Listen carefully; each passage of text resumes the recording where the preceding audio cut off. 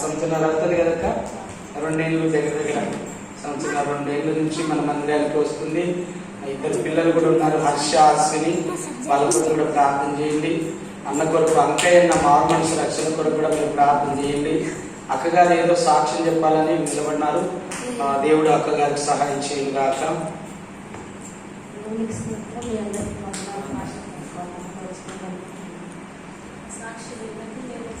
రోజు లోను పోయి సేవచ్చి పూలు తెచ్చి మా ఆడబిడ్డకి ఇస్తే రోజు డబ్బులు ఇస్తుంది. అట్లా పోయిన మంగళవారం తీసుకొని వస్తుంటే తమ్మరాజుపల్లె కాడ బస్సు దిగేసి తల్లి కూర్చుంటే కొద్ది దిగినాక 100 జీవాలు అడ్డ వచ్చింది, గొర్రెలు మేకలు. అవి బ్రేక్ చేస్తే బ్రేక్ పడలేదన్నమాట.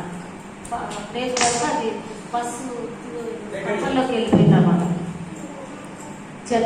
చెట్టు పుట్టుకునేది కొంచెం తప్పిపోయి పొలంలోకి వెళ్ళిపోయింది బస్సు. అక్కడ ఉన్న వాళ్ళందరికీ దెబ్బలు తగ్గి నాకు ఒక్క గీత కూడా పడలేదు.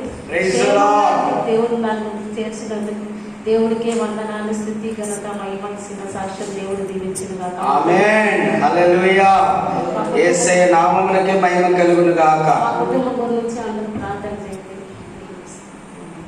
ముఖ్యంగా అంకయ్య భర్త రక్షణ కొరకు, అన్నకు రక్షణ లేదు, కొంచెం త్రాగుతాడు. అన్నకు రక్షణ కావాలని ప్రార్థన చేయండి. పిల్లలకు మంచి భవిష్యత్తు ఇవ్వాలని నేను ప్రార్థన చేస్తున్నా.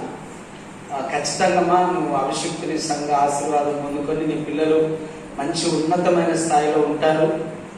ఖచ్చితంగా అది నెరవేరుతుంది. దేవుడు నిన్ను, నీ కుటుంబాన్ని దీవించును గాక. మరి ముఖ్యంగా దేవునికి స్తోత్రాలు చెప్పాలి. ఎందుకంటే బస్సులో ఉన్న వాళ్ళందరికీ దెబ్బలు తగిలాయి, అక్కగారికి దెబ్బలు తగలేదు. యేసయ్య నామమునకే మహిమ కలుగును గాక. యేసయ్య నామమునకే మహిమ కలుగును గాక. ఉన్నాడా లేదా మన కాపరి? అక్కకు పక్కనే ఉన్నాడు. ఆమెకు గాయం తగలకుండా కాపాడినాడు.